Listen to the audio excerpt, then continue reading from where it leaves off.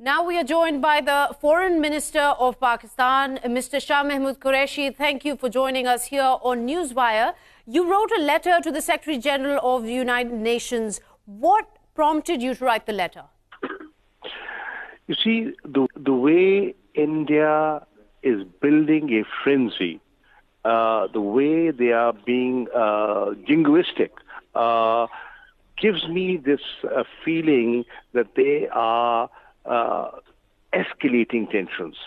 And the way the language that is being used, the rhetoric, and the speeches being made, the speech made by the Indian Prime Minister in Maharashtra, in which he openly is threatening Pakistan.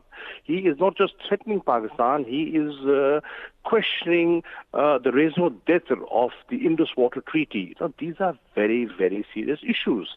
And it is of concern to me. It is of concern to anyone who wants to see peace and stability in the region.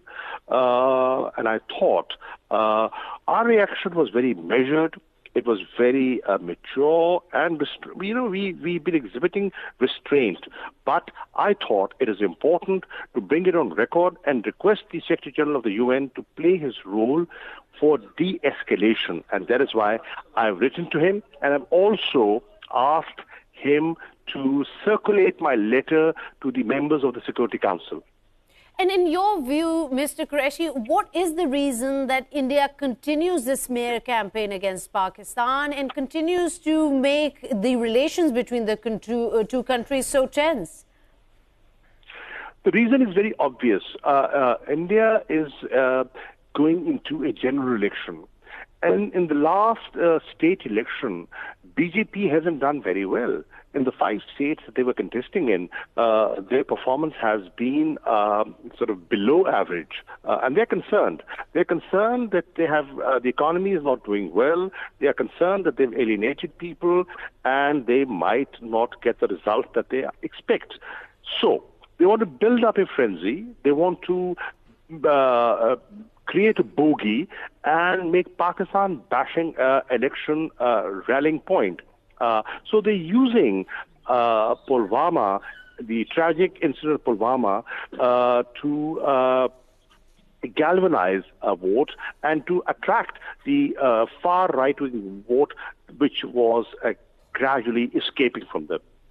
And after the Pulwama attack in Kashmir, we've seen RAW, which is India's main intelligence agency, sponsoring protests in the UK. We've seen Indian media continue their smear campaign completely undeterred against Pakistan. What is their agenda essentially? Is it just the elections, or could we consider them distracting from issues like Kulbhushan Jadhav's case being heard today in the ICJ? You see, there are a number of factors. One is they're using it for electioneering purposes. One. Number two, at the ICJ, the Kulbhushan Jadhav case is under, it's being heard, and the hearing will go on till the 21st of February. So they want to build up a case there. Then they want to pressurize countries that will be considering our case on FATF, on that issue. And they want to push Pakistan from the grey list to the blacklist. And Pakistan, in its case, in its presentation at Sydney, very clearly spelled out the steps that we have taken to check terror financing and money laundering. It was well received over there. So they were nervous and they felt they want to ratchet up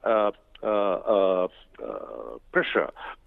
And thirdly, they feel that by playing this up, they would try and diplomatically isolate Pakistan.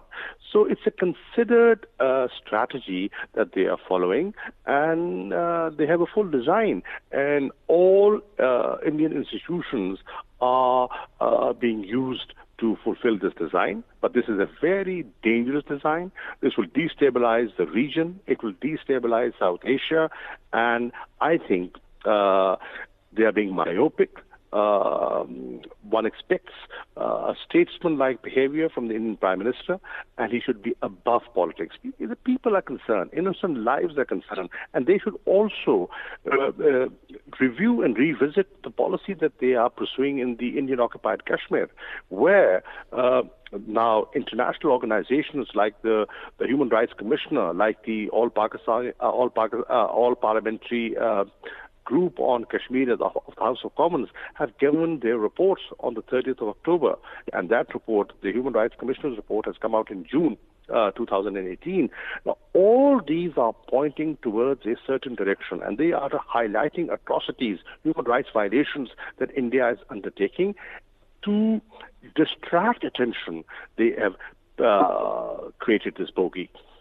Now, Mr. Qureshi, the Kashmir issue in itself has been drawn out for over 70 years. The international community remains rather silent, looks the other way. You were just in England recently to highlight the atrocities there in Indian-occupied Kashmir. What will it take to get the attention on this issue? Because any kind of overtures from Pakistan have received no response on bringing India to the negotiating table. You see, using 9/11 to their advantage, India very skillfully dubbed the movement for self-determination into a terrorist campaign, and they associated this freedom struggle into as a campaign on terrorism. Now, with the new situation, with these new reports and the new reality coming out of Indian-occupied Kashmir, the focus has changed, and people are saying, "Listen, this is not terrorism. These are innocent people. They're protesting, and they are not armed. It's a political movement. It's a people's movement against excessive use of force under special laws that is being carried out in the Indian-occupied Kashmir." So that shift of focus has unnerved them, and now they want to bring the focus back to terrorism. Pakistan as a country has suffered terrorism. We know what terrorism is all about. We have lost 70,000 lives.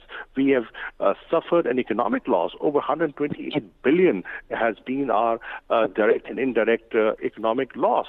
So we know, and we have struggled to defeat terrorism. The armed forces of Pakistan, the police of Pakistan, the people of Pakistan have successfully defeated terrorism, and we will not get into this game. We are very clear. We will not, as a policy, not allow our land, our soil to be used for terrorism against any country, and that includes India. This is something the Prime Minister of Pakistan, in a very historical speech today, addressing India and its rhetoric, has also said that we have lost over 70,000 people to this war of terrorism. However, he's also offered to play an important equal role in this investigation in Pulwama. What are we expecting in response from India? What we are saying is, what we are suggesting is that if you have actionable evidence, please share it with us. And we are willing to cooperate. And we will cooperate in complete sincerity, because we want to put an end to terrorism. And if they have, when we say sit and discuss outstanding issues with us, let's have a dialogue, they say no.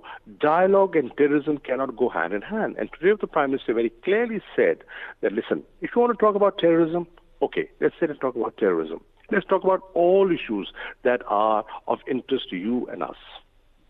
Okay, and just one last question, Mr. Qureshi. What are you expecting from the UN in response to the letter you've written? I think the UN is cognizant of the situation in the Indian-occupied Kashmir.